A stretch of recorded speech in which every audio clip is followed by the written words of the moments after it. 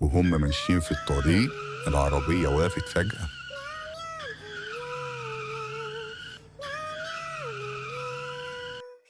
ايه اللي حصل؟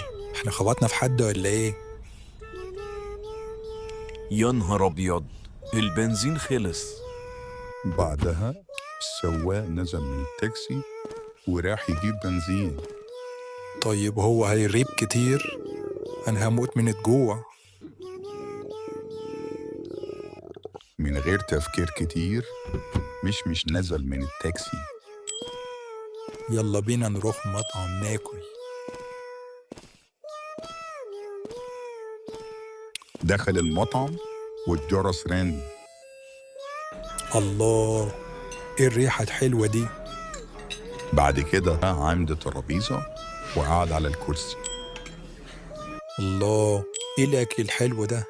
انا هاكل لحد ما اشبع. بعد ما خلص أكل بدأ يدور على المحفظة، لكنه ملاقيهاش، واتضح إنه نساها في التاكسي.